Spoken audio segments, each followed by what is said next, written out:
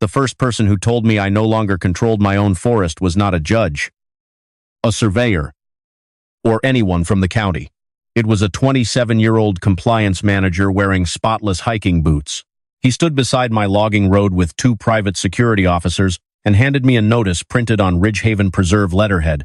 Any cutting inside the protected open space tract carries a civil assessment of $7,500 per day. He said, "Your contractor needs to remove his equipment by noon."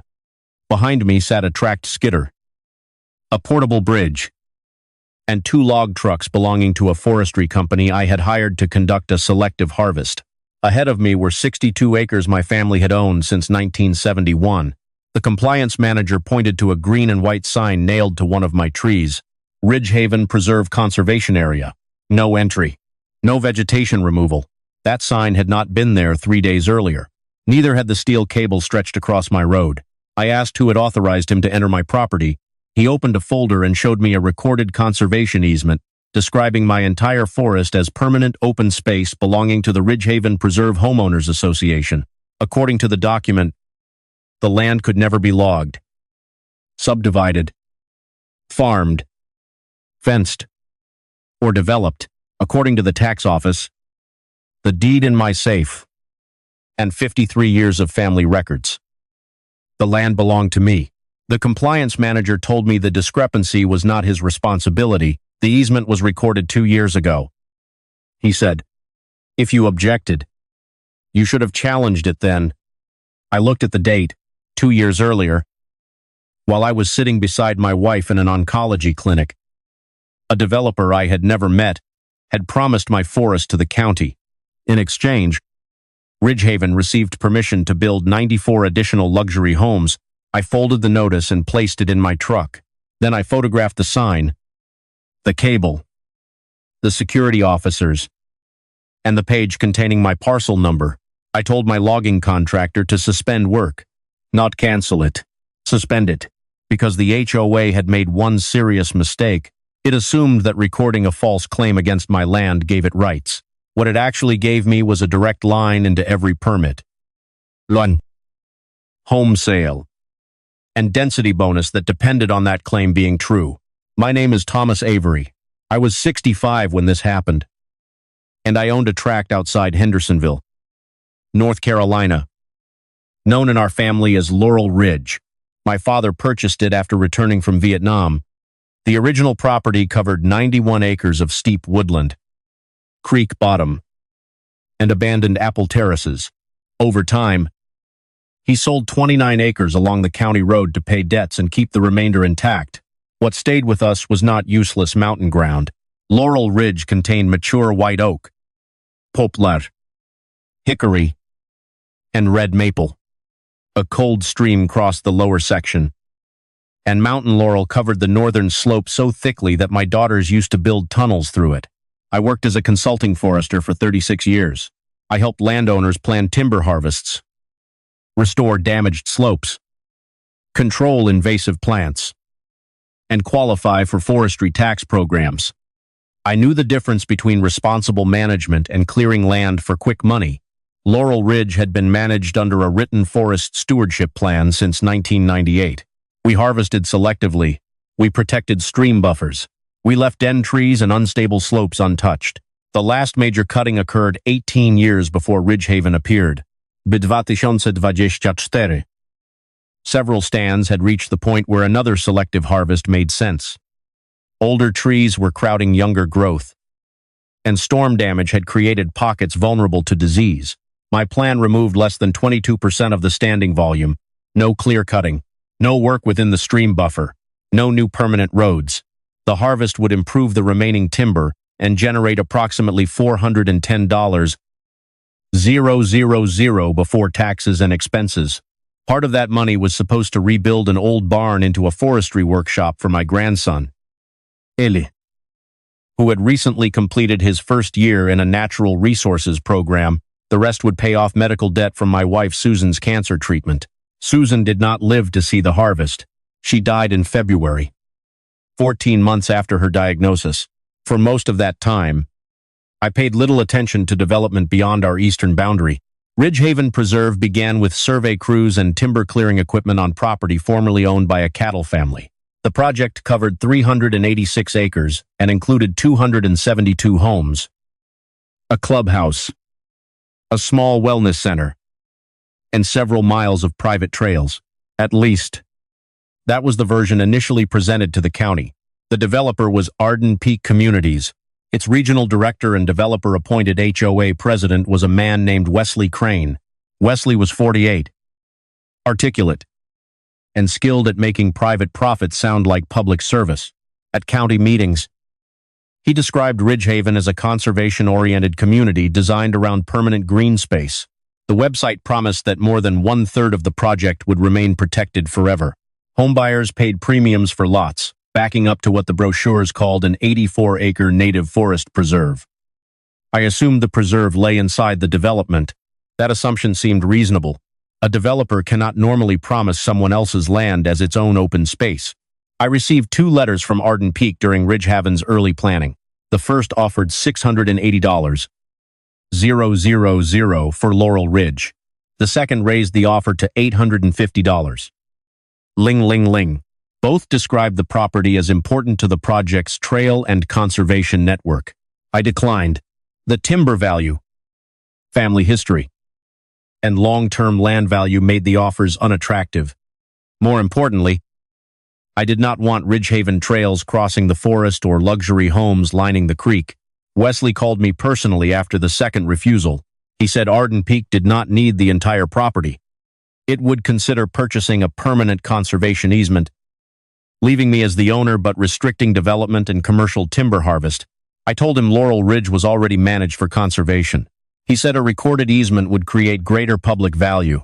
What would it create for your project, I asked. There was a short silence.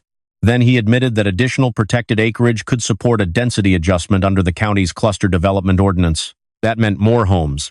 Wesley offered $240,000 for an easement across 40 acres. I declined again. The restriction would have eliminated most of the property's timber value and limited future options for my children. The price did not come close to compensating us. He increased it to $325. Ling, ling, ling. I still said no. Our final conversation ended politely. I respect your attachment to the land. Wesley told me, we'll revise the plan. I believed him. That was my mistake. Arden Peak submitted a revised Ridgehaven application 6 months later. I did not receive notice because the development parcel did not include mine, and the requested density adjustment was processed as a modification of the existing project rather than a new rezoning. The county approved 94 additional homes. To qualify, Arden Peak dedicated 84 acres as permanent open space. 22 acres belonged to the development. The remaining 62 belonged to me. Nobody from the county contacted me. Nobody requested my signature.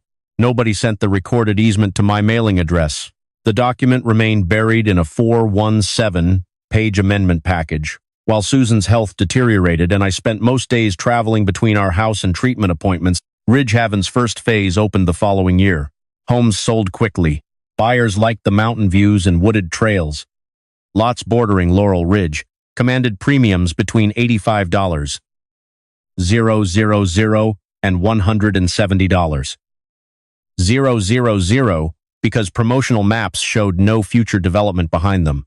The HOA installed trail markers near the property line. At first, they remained on the Ridgehaven side. Then I began finding people inside my forest. Most were homeowners who believed they were walking through HOA open space. They were apologetic when I explained the boundary.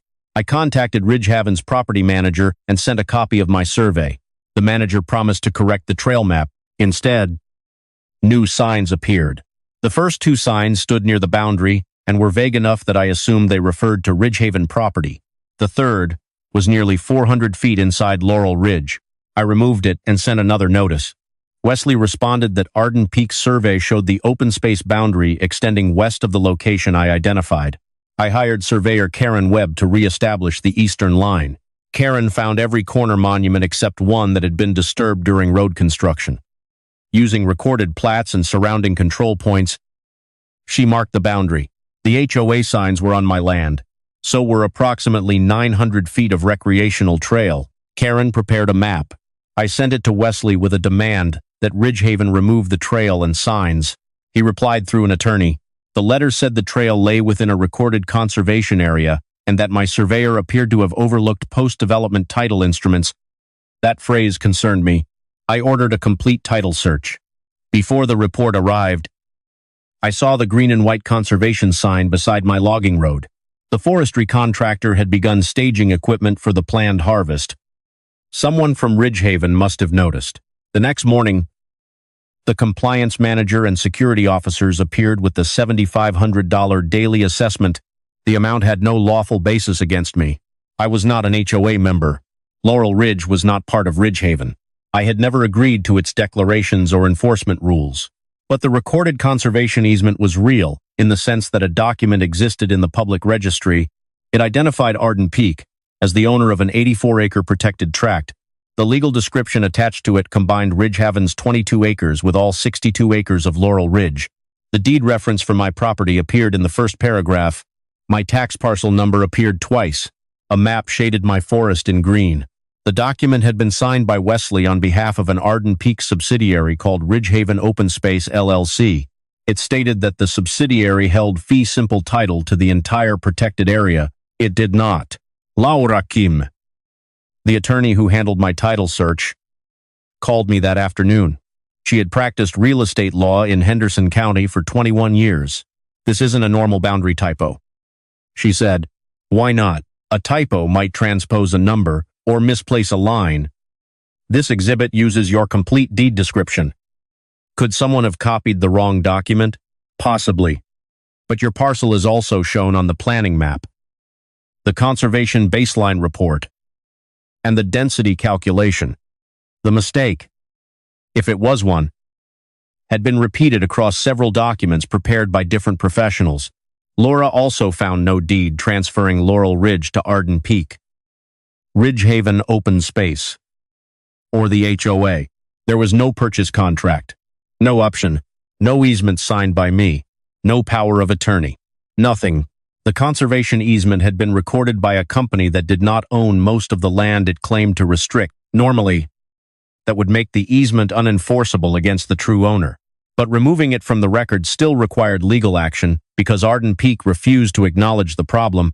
Laura sent Wesley a written demand. Arden Peak had 5 business days to record a corrective release covering Laurel Ridge.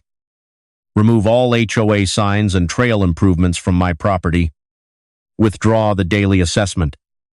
And notify the county that its open space calculation was inaccurate. We also asked the company to preserve every communication involving my land. Wesley responded on the 5th day. He claimed Arden Peak had acquired equitable conservation rights through negotiations with me and had relied on my representations when revising the project. That was the first time anyone suggested I had agreed to anything. Laura requested the document creating those rights.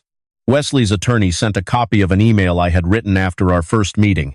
It said, I support keeping the ridge forested, but I am not interested in selling the property under the terms discussed.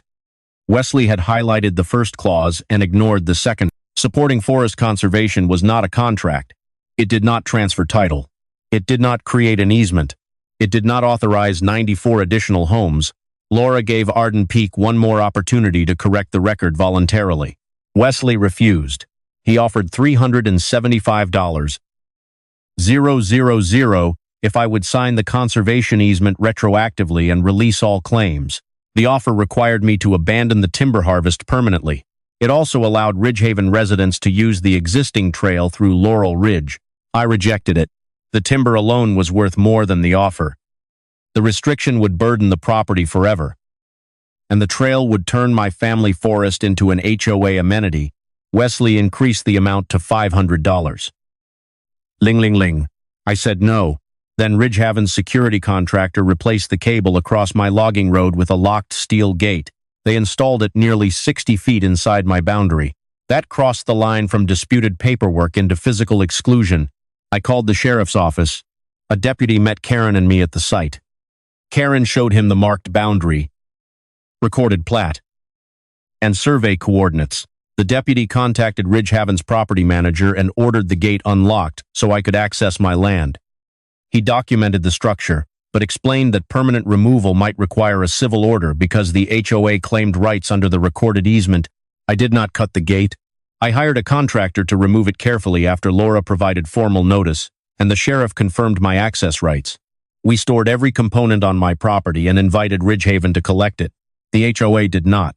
Instead, it filed for a temporary restraining order to stop my timber harvest. Arden Peak claimed the cutting would cause irreversible environmental damage before the easement dispute could be decided. At the hearing, Wesley's attorney showed photographs of old-growth trees, mountain laurel, and the creek. Some of the photographs were not taken on Laurel Ridge. One showed a waterfall located almost 2 miles north of my property. Laura presented my deed, the title report, Karen's survey, and the unsigned negotiations. The judge asked Arden Peak's attorney a direct question. What instrument gave your client an ownership interest in Mr. Avery's land? The attorney referred to equitable reliance and the recorded conservation easement. The judge repeated the question. The attorney admitted there was no deed or signed agreement from me. The court denied Ridgehaven's request to enforce the easement against Laurel Ridge, but the judge issued a short mutual preservation order for 30 days. I agreed not to begin the timber harvest while the parties completed expedited title discovery. Ridgehaven was prohibited from entering my land, installing signs, operating trails, or representing to residents that it owned the property. That pause cost me money. My logging contractor had scheduled the work between 2 larger jobs. Delaying meant I could lose the crew until the following season. Still, the order protected the forest from HOA use while we uncovered how the false easement had been created. Karen and I walked the recreational trail after the hearing. Ridgehaven had cut small trees, installed drainage bars, and built 2 wooden footbridges inside Laurel Ridge. A viewing bench sat on a knoll my daughters called Susan's Point. Susan and I used to eat lunch there during boundary walks. Now a small metal plaque on the bench read, Ridgehaven Preserve Protected Forever, through the vision of Arden Peak Communities. I removed the plaque. I left the bench until Laura could document it. The county planning director, Michael Trent, contacted us the next morning. He had reviewed the original density modification file. The county approved 272 homes based on Arden Peak's promise that 84 acres would remain permanent open space. Without Laurel Ridge, the protected area totaled only 22 acres. That amount supported the original 178 home plan. It did not support the additional 94 units. 58 of those additional homes had already been built or were under construction. 31 had been sold. Michael emphasized that the homeowners had not caused the problem. The county would not remove families from completed houses while it investigated, but it suspended new building permits tied to the density modification and placed holds on 16 pending occupancy approvals. Arden Peak immediately blamed me. Wesley issued a statement saying a neighboring landowner had reversed his prior conservation commitment after seeing the success of Ridgehaven. Laura sent him a demand to retract it. I had never committed my property. His company had recorded a commitment in my name. Those were not remotely the same thing. The county gave Arden Peak 10 business days to produce proof of ownership or propose a lawful correction. Wesley submitted a plan offering 31 acres of steep Ridgehaven land on the far side of the development as substitute open space. The county's environmental consultant rejected much of it. Several sections lay within existing slope protection areas that could not have been built on anyway. Other sections were narrow strips between roads and stormwater facilities. They did not replace a contiguous 62-acre forest. Arden Peak then offered to purchase another tract south of the development. That owner wanted $3. 4 millions. Wesley returned to me with a $1, $2 million offer for Laurel Ridge. It was more money than he had offered before. It was still less than the property's combined land, timber, and strategic value to the project. More importantly, he wanted the sale to validate the easement retroactively and prevent any review of how it had been recorded. I refused. Laura filed suit to quiet title, remove the false easement, recover damages for trespass, and stop Arden Peak from using my property in any future density calculation without a signed agreement. We did not ask the court to demolish existing homes. We asked it to confirm a basic fact. Arden Peak could not solve its permitting problem by taking my forest on paper. The first production of county documents arrived 2 weeks later. The conservation package contained a title certification signed by Arden Peak's closing attorney. The certification stated that Ridgehaven Open Space LLC owned all 84 acres free of conflicting interests. Attached to it was a preliminary ownership report from a national title company. That report covered only Ridgehaven's 22-acre tract. Someone had removed the first page identifying the limited parcel and attached the remaining standard exceptions to the full 84-acre conservation submission. The county reviewer saw a title report, legal description, map, and attorney certification. Together, they appeared complete. They were not. Laura subpoenaed Arden Peak's internal planning records and the closing attorney's file. The attorney's insurer hired separate counsel within 48 hours. The title company denied ever certifying ownership of Laurel Ridge. Wesley continued to claim that the problem resulted from an exhibit preparation error. Then Karen compared the early project maps with the final submission. The first 3 versions correctly showed Laurel Ridge outside the development. A 4th version, created 11 days after I rejected Wesley's $325,000 easement offer, shaded my property as proposed off-site conservation. The next version removed the word proposed. By the time the document reached the county, the label read, Permanent HOA Open Space. Laura asked who authorized those changes. Arden Peak said it was investigating. The company's lender began asking the same question. Ridgehaven's $74 million development loan had been released in stages. Before funding the phase containing the 94 additional homes, the lender required confirmation that all density conditions had been satisfied. Arden Peak provided the recorded conservation easement and the attorney's title certification. Based on those documents, the lender released an $11, 6 millions construction tranche. It also accepted unsold lots as collateral, whose value depended on the additional homes remaining legally buildable. When Laura notified the lender of our title suit, it suspended the next $7, 2 million draw. Contractors kept working on homes financed with money already released. But Arden Peak could not begin the next section or pay several pending infrastructure invoices. Ridgehaven homeowners learned about the problem when construction slowed and subcontractors filed the first 2 liens. They had paid premiums for permanent forest views. Now they discovered that Arden Peak had never owned the forest. The HOA scheduled an emergency meeting. Wesley stood in the unfinished community hall and told more than 100 residents that a technical title defect threatened their amenities. One homeowner asked whether Ridgehaven owned Laurel Ridge. Wesley said Arden Peak possessed enforceable conservation rights. Another asked whether I had signed them. Wesley said the matter was in litigation. A retired real estate attorney named Denise Harper stood near the front. That wasn't the question. She said, "Did he sign anything?" Wesley did not answer. Denise later contacted Laura with a copy of Ridgehaven's original sales brochure. The brochure identified the 84-acre forest preserve as an asset owned and maintained by the HOA. It promised buyers permanent access to 3 miles of private woodland trails. Only 0.8 of a mile existed on Ridgehaven property. The rest crossed Laurel Ridge. Homebuyers had not merely paid for views of my forest. Arden Peak had sold them access to it. And hidden in the lender's collateral file was something even more serious. An appraisal valued Ridgehaven's unsold lots using the 84-acre preserve, trail system, and 94 home density approval. The appraiser's notes stated that Wesley personally confirmed Arden Peak owned the entire conservation tract. The date of that confirmation was 5 months after I had rejected his final easement offer. The lender did not accuse Wesley of deliberately misleading its appraiser. It sent Arden Peak a formal reservation of rights letter. That letter required the developer to explain, within 7 business days, why the collateral file identified Ridgehaven Open Space LLC as owner of land still titled to me. It also demanded proof that the 94 additional homes remained legally approved without Laurel Ridge. Arden Peak could provide neither. Wesley's response blamed the closing attorney, the project planner, and an outside mapping consultant. He claimed he had relied on professionals to prepare accurate exhibits. The closing attorney responded through his insurer. His file contained an email sent to Wesley 3 weeks before the conservation easement was recorded. The attorney had written, "Our title report covers only the 22-acre Ridgehaven tract. We still need evidence of ownership or a signed conservation instrument from Thomas Avery for the off-site acreage.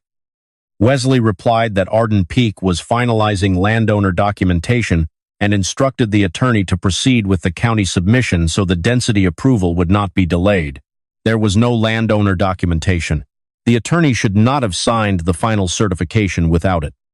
His insurer understood that, which was why it hired separate counsel so quickly. But the email destroyed Wesley's claim that he believed the title work was complete. He knew the report did not cover Laurel Ridge. He told the attorney to proceed anyway. The lender appointed a construction monitor to review every Ridgehaven payment and suspended Wesley's authority to request draws without a second executive signature. Arden Peak's investors also sent a compliance officer from Charlotte. Her name was Melissa Grant. Melissa asked to meet me at Laurel Ridge. Laura and Karen joined us. We began at the eastern boundary, where Ridgehaven's trail entered my property. Karen showed Melissa the survey stakes and the line of mature oaks separating the two tracks. We followed the unauthorized trail past the first wooden footbridge. Melissa counted the trail markers and photographed the drainage work. At Susan's point, she examined the bench and the empty screw holes where I had removed Arden Peak's plaque. How much of this did your company authorize? I asked. I don't know yet. Did buyers pay for access? I'm reviewing that. Did the board know the forest wasn't owned by Ridgehaven? I'm reviewing that too. She repeated those words often, but unlike Wesley, she did not pretend an answer existed when it did not.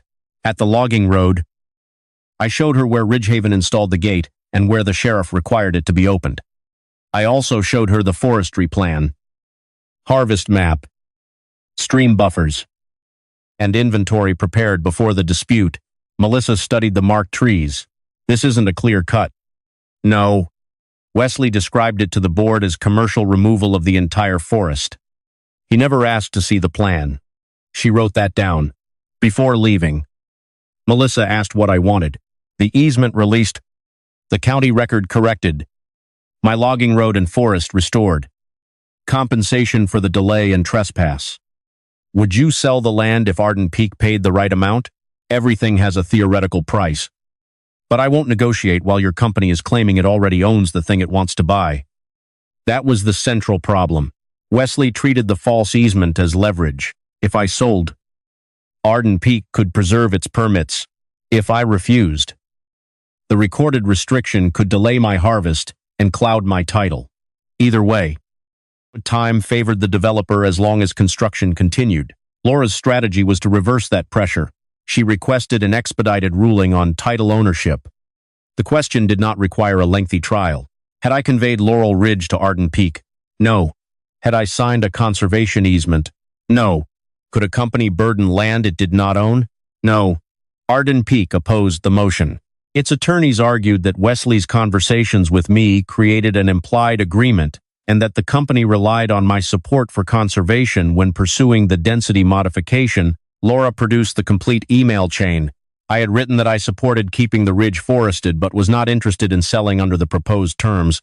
Wesley responded at the time. Understood. We will evaluate alternatives. There was no ambiguity.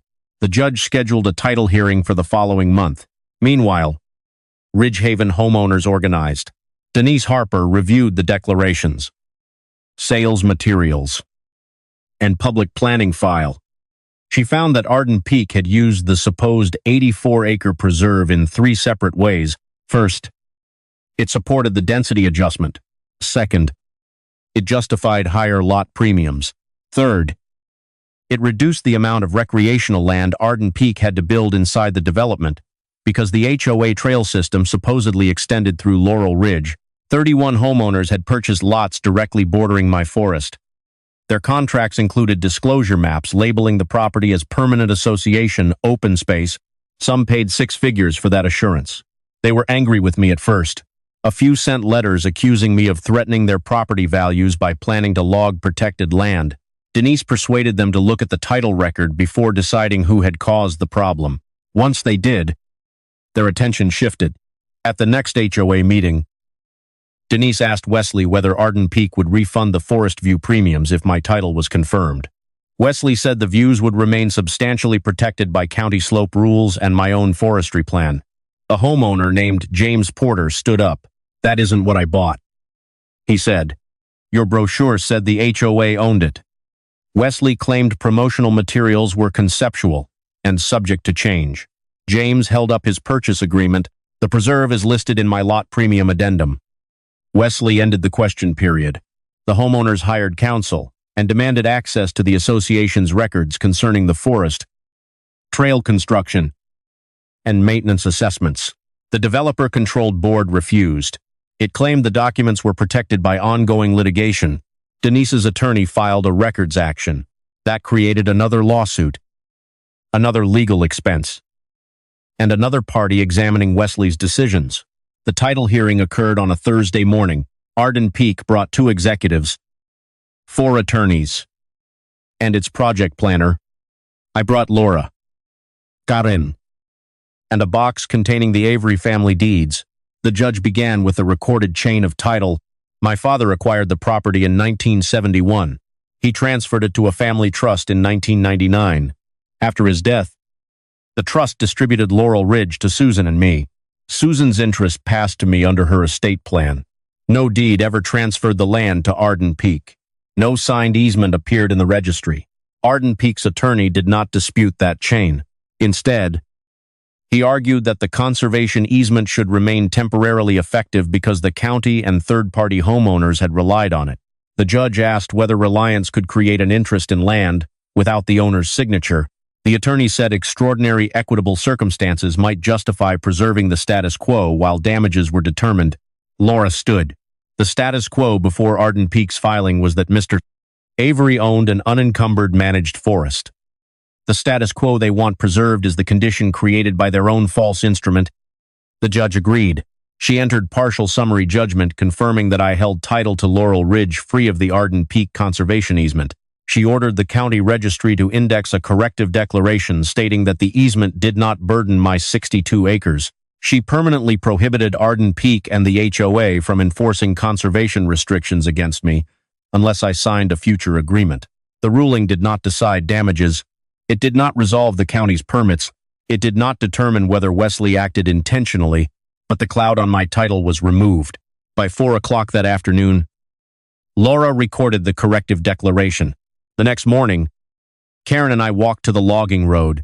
The HOA's $7,500 daily notice no longer had even the appearance of authority. My forest was legally mine again. The 30-day preservation order had expired, but I did not restart the harvest immediately. Winter rains had softened the access road. Moving heavy equipment then would cause unnecessary damage. My contractor could return in late spring. The delay would cost us, but I refused to destroy the road merely to prove a point.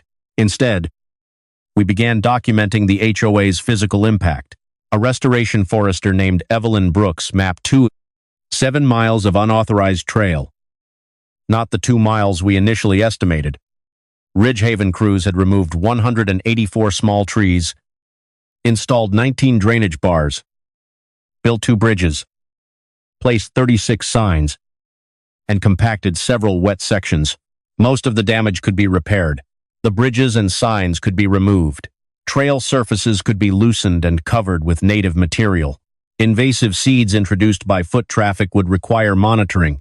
The total restoration estimate was $146. Ling ling ling. Lost harvest value. Contractor. Mobilization charges. Professional expenses. And market changes added another $238. 000 to our claim. Arden Peak called those amounts excessive. It offered $175. 000 to resolve the trespass and logging delay. The offer required me to grant the HOA a permanent public view easement, preventing any cutting visible from Ridgehaven homes. That restriction would have affected nearly half the planned harvest area. It also required me to leave the trail and footbridges in place for resident use. Wesley had lost the recorded easement, but he was still trying to purchase its most valuable pieces for less than the damage already caused. I rejected the offer. Laura sent a counter-proposal. Arden Peak would pay the documented restoration and delay costs. Remove the trail structures under independent supervision. Correct every sales and HOA map. And stop using Laurel Ridge in its permit calculations. I was willing to create a 50-foot no-cut buffer along a short section near completed homes, provided Arden Peak paid fair value and the buffer did not interfere with forest health. The proposal gave the developer a way to protect homeowners without taking control of the entire property. Wesley rejected it within an hour. He said Arden Peak would not pay for rights the county should have recognized through equitable reliance. Melissa Grant did not agree with him. She sent the investors a confidential report, recommending that Wesley be removed from direct management of Ridgehaven. According to a copy later produced in Discovery, Melissa concluded that the title problem had been known before recording. The density approval relied on unsupported ownership claims, and continued resistance was increasing the project's losses. Wesley remained regional director because Arden Peak's two managing partners were divided. One partner wanted him removed. The other had worked with him for 12 years and believed settling with me would encourage claims from homeowners. That delay gave Wesley another month of control. He used it to submit Ridgehaven's third substitute open space plan. This version combined 29 acres south of the development with 15 acres of internal common land and 20 acres offered under a temporary option from a neighboring timber company. On paper, the total exceeded 62 acres. In practice, the parcels were disconnected. One section was separated from Ridgehaven by a state highway. Another contained a utility corridor. The temporary option expired in 90 days. County staff found the plan inadequate but agreed to review a revised version. The lender was less patient. Its collateral department reappraised the unsold property under two scenarios. If Arden Peak restored the 94-home approval, the remaining project could still generate enough revenue to repay the loan. If it lost all unbuilt density tied to the false easement, the projected shortfall exceeded $14 million. The bank gave Arden Peak 60 days to cure the permit problem or contribute additional equity. It also required Wesley to certify that no other project approval depended on land the company did not own. He refused to sign personally. That refusal concerned the bank more than anything, he said publicly. Contractors began protecting themselves. The road builder slowed work. The landscaping company demanded payment before ordering plants. The clubhouse contractor filed a second lien. Arden Peak had money, but much of it was trapped behind the suspended loan draws. Homebuyers with delayed closings requested refunds. 3 filed complaints with the State Real Estate Commission, alleging that sales agents misrepresented ownership of the preserve. The commission opened an inquiry. Again, nobody accused Wesley of a crime, but every investigation required documents, attorneys, and sworn answers. The related costs grew each week. Then, one of Ridgehaven's sales agents contacted Denise. Her name was Rachel Moore. She had sold 12 lots bordering Laurel Ridge and had recently resigned. Rachel said Arden Peak trained sales staff to describe the preserve as HOA-owned land protected by a perpetual easement. Agents received a map showing hiking trails, overlooks, and wildlife areas. Several buyers specifically asked whether the neighboring owner could log or build. Rachel had been instructed to answer no. After the title dispute became public, Wesley told the sales team that I had changed my mind about conservation after property values increased. Rachel searched her old emails and found an earlier message from the marketing director. It was dated before the first Ridgehaven home sale. The message warned Wesley that the final title package still did not include my signature. The marketing director asked whether sales materials should describe Laurel Ridge as proposed conservation until the matter was resolved. Wesley replied, "Use permanent preserve. Avery won't sell to anyone else.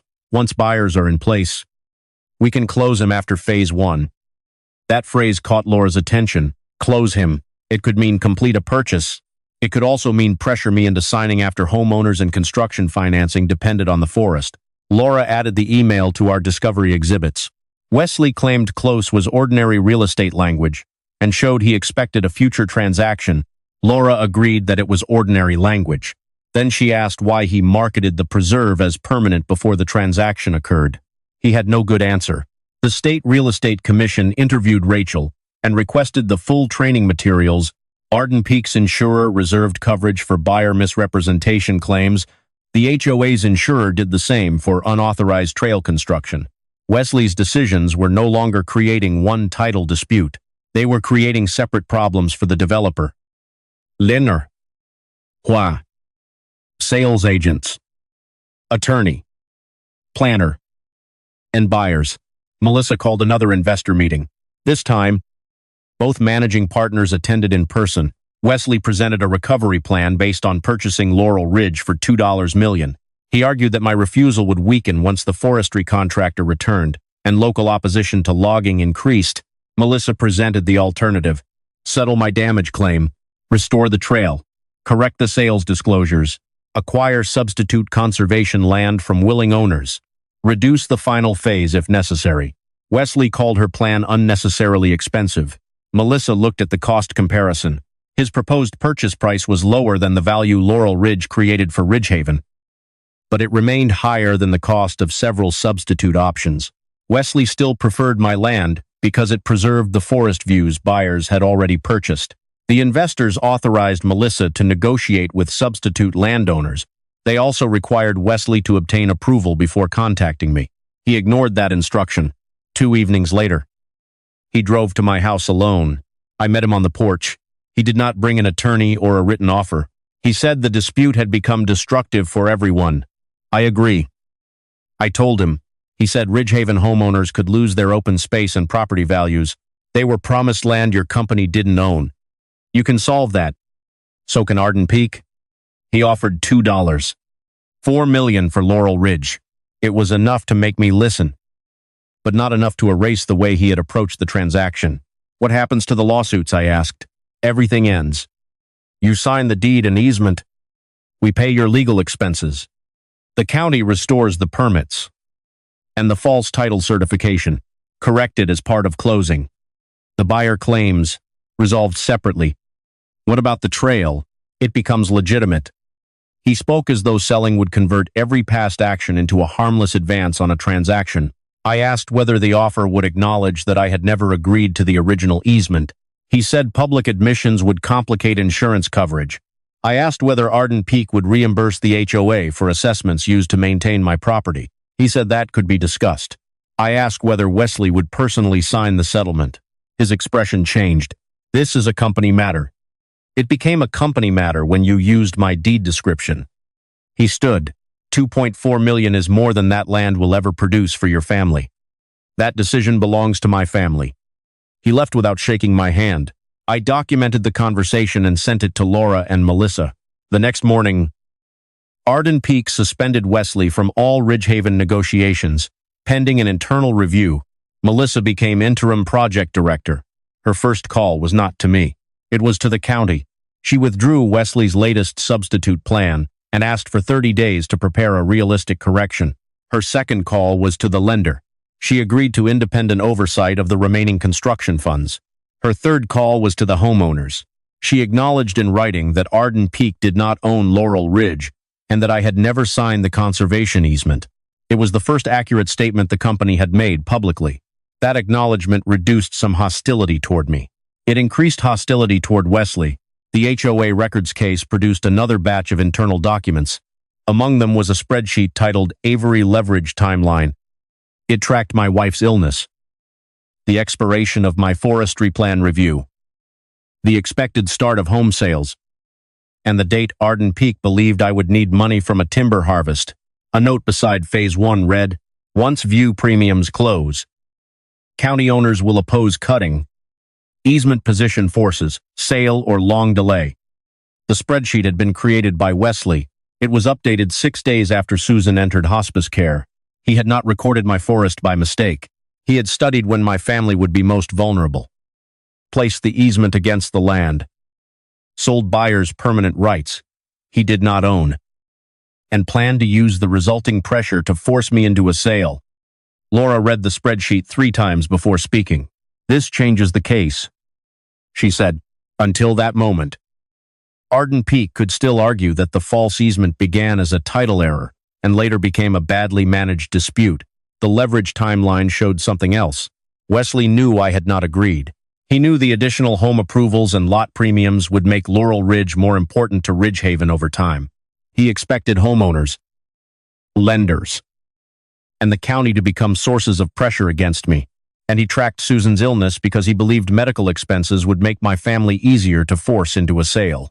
I felt anger then, not the loud kind, the quiet kind that makes every detail sharper. Wesley had watched my wife enter hospice care and treated it as a line in a project schedule. Laura asked what I wanted to do with the document. Use it where it belongs. I said, in court. She filed a motion seeking permission to amend our claims against Wesley personally. Arden Peak opposed part of the motion because the company had not yet completed its internal investigation, but it did not dispute the spreadsheet's authenticity. Wesley claimed it was a planning exercise prepared to evaluate acquisition risk. His attorney argued that businesses routinely assess a seller's timing, financial needs, and negotiating position. That was true. Businesses also routinely wait for an owner to sign before recording an easement over his property. The judge allowed the amended claims. Wesley would remain a defendant alongside Arden Peak for trespass, slander of title, interference with my timber contract, and unfair or deceptive conduct. The court made no final ruling on his intent, but the spreadsheet could be presented as evidence. Arden Peak's investors placed him on unpaid leave. He was prohibited from contacting county officials, homeowners, contractors, or me on the company's behalf. Melissa Grant took full control of Ridgehaven. Her correction plan did not depend on buying Laurel Ridge. That was the first reason I believed it might work. Arden Peak negotiated with the owners of a 71-acre tract southwest of the development. The property belonged to 3 siblings who had inherited it from their parents. Unlike me, they wanted to sell a conservation easement while keeping the land in their family. Their tract contained a creek corridor, mature hardwoods, and a ridge that connected to county-owned watershed land. The environmental consultant considered it more valuable for wildlife movement than the disconnected parcels Wesley had proposed.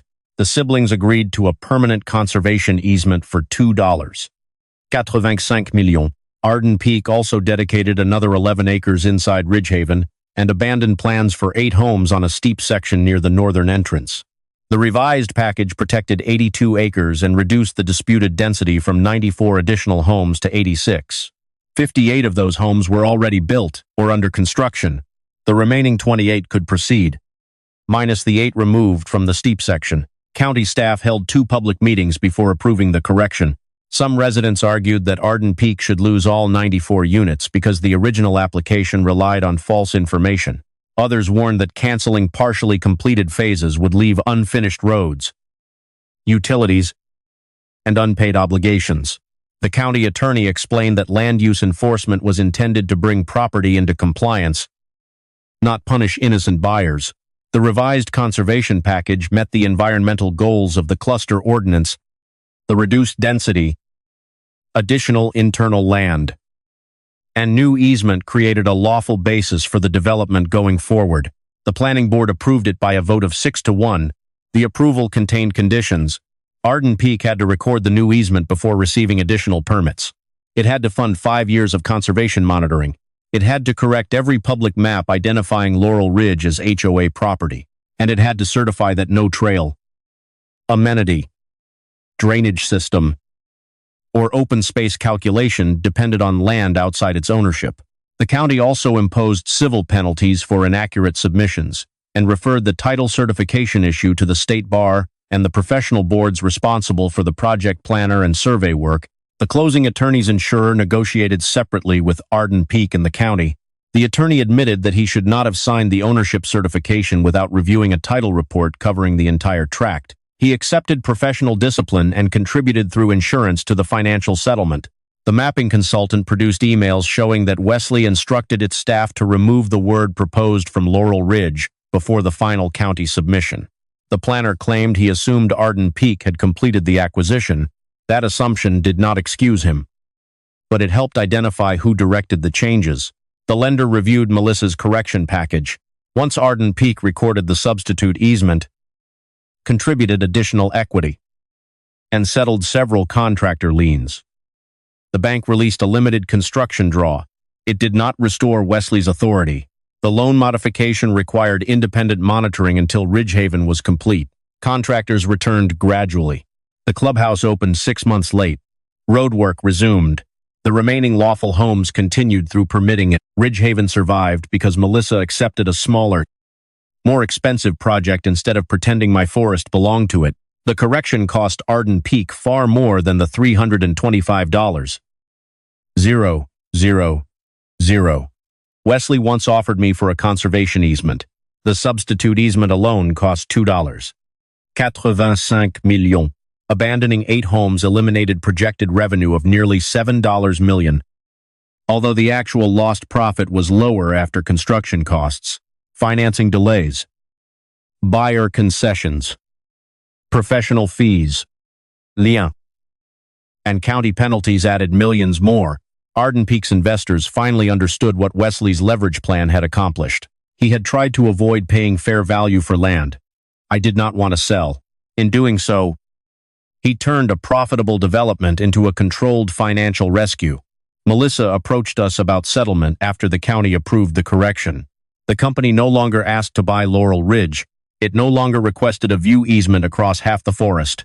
Its proposal covered the restoration work, harvest delay, professional costs, lost timber value caused by market changes, and damage to my title. Arden Peak offered $860. Ling ling ling. Laura calculated our documented losses and remaining litigation risk. The amount was close, but several terms needed work. I wanted an independent forester to supervise trail removal. I wanted 5 years of invasive plant monitoring. I wanted the sales maps corrected not only online but in the recorded HOA exhibits provided to homeowners, and I wanted the agreement to say clearly that neither Arden Peak nor Ridgehaven ever possessed ownership or conservation rights over Laurel Ridge. Melissa accepted those terms. The final company settlement totaled $940. Ling ling ling. Including direct restoration payments and a contribution toward legal expenses. Arden Peak also placed $175. 000 into a forest recovery escrow. Unused funds would return to the company after the monitoring period. As in my previous dealings with responsible landowners, the money was tied to actual work. It was not a blank check. The unauthorized bridges came out first. Crews removed them by hand to avoid damaging the creek banks. They pulled 36 trail signs, 6 benches, drainage timbers, and several tons of imported gravel. The compacted trail sections were loosened with small equipment. Native leaf litter and woody material were spread across the surface to discourage continued use. At the Ridgehaven boundary, the HOA installed signs facing its own residents. The signs did not accuse anyone of trespassing. They simply stated that the association trail ended at the property line and that Laurel Ridge was privately owned. Ridgehaven rerouted its internal trail into a shorter loop. The loop was less impressive than the 3-mile route shown in the original brochure, but it remained entirely on HOA land. Denise Harper helped negotiate credits for homeowners who paid forest access premiums. Owners could choose between a partial cash payment, reduced assessments, or landscaping improvements that increased privacy along the boundary. Most selected assessment credits. Arden Peak funded them. The 31 homes still faced woodland because Laurel Ridge remained a forest. But their owners understood that the view came from neighboring private property, not an HOA asset. That truth belonged in their documents from the beginning. The HOA's records lawsuit ended with a separate agreement. Arden Peak reimbursed the association for trail maintenance expenses charged during the period when most of the trail lay on my land. It also paid the association's audit costs and transferred board control to homeowners ahead of schedule. Denise became the first homeowner-elected president. One of her first acts was to adopt a boundary verification policy. Before the HOA spent money on any trail, fence, sign, drainage feature, or landscape project, the manager had to confirm ownership using a recorded plat and current survey. Some residents considered the policy embarrassingly obvious. Denise agreed. Obvious rules exist because somebody once ignored them. She said, "Our claims against Wesley did not disappear when Arden Peak settled. The company assigned us certain rights arising from his conduct and reserved its own claim for losses exceeding insurance coverage." Wesley's attorney requested mediation. His first proposal offered $150, 000, and required every party to describe the easement as a mutual misunderstanding. I refused. There had been no mutual misunderstanding. My emails said no. The ditch of paperwork said yes only after Wesley changed the maps and ordered the attorney to proceed without title evidence. His second offer increased the payment but still denied intent. Laura prepared for trial. Discovery continued. Wesley sat for 2 days of deposition. On the first day, he said the leverage spreadsheet was intended to guide legitimate negotiations. Laura asked why Susan's hospice date mattered to conservation planning. He said family circumstances could affect transaction timing. She asked whether I had authorized him to track her health. No. She asked whether he had ever disclosed the spreadsheet to Arden Peak's investors. No. She asked why the note said the easement position would force a sale or long delay if he believed the easement was valid. Wesley said force was an unfortunate word. Laura moved to the sales email. Why did he tell agents to use permanent preserve before Arden Peak acquired the land? He said he believed acquisition was highly likely. Had I accepted an offer? No. Had I signed a letter of intent? No. Had I given oral consent? No. Had I authorized trail construction? No. Had I authorized the gate? He claimed the property manager handled security. Laura showed him a text message approving the gate installation because Avery may try to mobilize logging before we get the injunction. He admitted sending it. On the second day, she questioned him about the title certification. He admitted receiving the attorney's warning that the report covered only 22 acres. He admitted instructing the attorney to proceed. He denied knowing the certification would state that Ridgehaven Open Space LLC owned all 84 acres. Laura showed him a draft containing that exact statement. His initials appeared beside the ownership paragraph. Wesley said he initialed many documents without reading every word. That defense might explain carelessness. It did not explain the leverage timeline. Marketing instruction. Gate approval. Or 5 months of confirmations to the appraiser. Arden Peak's insurer declined to cover part of the claims based on intentional conduct exclusions. Wesley faced the possibility that a judgment would reach his own assets. He requested a second mediation. This time, his position changed. He agreed that I had never signed or approved the conservation easement. He agreed that the title certification was inaccurate. He agreed that Ridgehaven had no right to enter Laurel Ridge or sell trail access through it. The remaining dispute concerned money and wording. The final settlement required Wesley to pay $1. 15 millions. Part came from personal funds. Part came from deferred compensation and investment distributions Arden Peak had frozen. A portion reimbursed the company for uncovered losses. A portion compensated my family for claims not included in the company's settlement. The HOA received payment for additional legal expenses. Wesley resigned from every remaining position with Arden Peak and agreed not to participate in Ridgehaven management. The State Real Estate Commission separately suspended his broker license and required additional education before he could seek reinstatement. The professional investigations involving the attorney and planner ended through their own disciplinary processes. Nobody went to prison. No completed home was demolished. No family was removed from Ridgehaven. The consequences matched the conduct through civil judgments. Professional discipline. Lost control. Financial repayment. And a public record that could not be rewritten as a boundary mistake. The settlement did not require confidentiality regarding public documents. That mattered to me.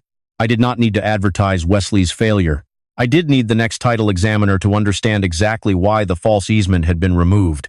In May, 19 months after the compliance manager threatened me with daily assessments, my forestry contractor returned. Before work began, I invited Denise and several Ridgehaven homeowners to meet the project forester. We showed them the harvest map. The stream buffers remained untouched. Susan's Point remained untouched. The 50-foot section near the closest homes received lighter cutting than originally planned.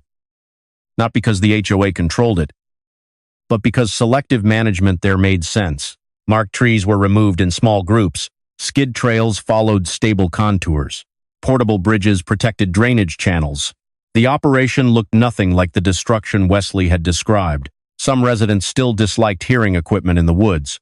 I understood that. A peaceful view can feel personal even when the land creating it belongs to someone else. But discomfort does not create ownership. The harvest lasted 11 weeks. We removed declining, crowded, and mature trees, while retaining healthy seed sources and wildlife habitat. The work generated slightly less revenue than originally projected because timber prices changed during the delay. That loss was covered under the settlement. Eli spent the summer with the forestry crew. He learned how to mark residual stands, inspect erosion controls, and calculate basal area. He asked more questions than any trainee I had ever supervised. By autumn, sunlight reached sections of the forest floor that had been dark for years.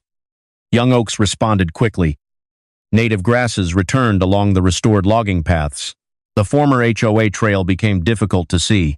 At Susan's Point, we left the bench after removing the false plaque. I replaced it with a small piece of engraved oak. It read, Susan Avery. She loved this ridge without needing to own every view from it. The forest recovery escrow remained open for 5 years. We used part of it to control Japanese stilt grass along 2 former trail sections and repair erosion below 1 bridge site. The rest returned to Arden Peak after Evelyn Brooks confirmed that the restoration standards had been met. Ridgehaven completed construction under Melissa's supervision. The final development contained 264 homes, not 272. Its permanent open space lay on land, acquired from willing owners. The new conservation tract was not attached to the HOA trail network, but it protected a genuine wildlife corridor and remained under independent monitoring. Home values stabilized after the lawsuits ended, and the clubhouse opened. The Forest View homes continued to face Laurel Ridge. Most owners planted additional native shrubs along their property line and accepted that the woodland beyond was not theirs. Denise and I developed a practical relationship. Once a year, she sent me the HOA's updated trail map for review near the shared boundary. Once a year, I informed her of planned forestry work that might create temporary noise or truck traffic. Neither of us asked permission from the other for activities on our own land. We communicated because good neighbors reduce surprises. That is different from surrendering rights. When the final accounting was completed, Wesley's decision had cost Arden Peak, its insurers, its consultants, and himself more than $13 million in substitute conservation land, canceled home revenue, financing delays, settlements, homeowner credits, restoration, legal fees, contractor claims, and professional costs. His original offer for a legitimate conservation easement had been $325. Ling ling ling. I might still have refused if he offered more. That was my right. Wesley believed the development size made my consent optional. He expected a recorded document, completed homes, worried buyers, and Susan's medical bills to create so much pressure that I would eventually sign whatever made the problem disappear. For a while, the plan almost worked. The easement appeared in the registry. The county approved the homes. The bank released $11. 6 million. Residents walked the trail. Security locked my logging road. An HOA employee stood on my property and told me I was the trespasser. But ownership does not flow from the confidence of the person making the claim. It flows from deeds, signature, surveys, and lawful agreements. Laurel Ridge remained in my family. The harvest paid Susan's remaining medical debt. We restored the old barn. And Eli now uses it as a forestry workshop when he comes home from school. The corrected title declaration sits in a fireproof file beside my father's 1971 deed. I keep Wesley's conservation map there too, not because it has any legal value, because it reminds me how easily an official-looking document can intimidate someone who assumes it must be true. Wesley called my forest permanent HOA open space. He printed it in brochures. He shaded it green on maps. He recorded an easement. He borrowed against it. He sold views of it. He even installed a gate to keep me out. But there was one thing he never obtained: my signature. And without that, all he really owned was a very expensive piece of paper.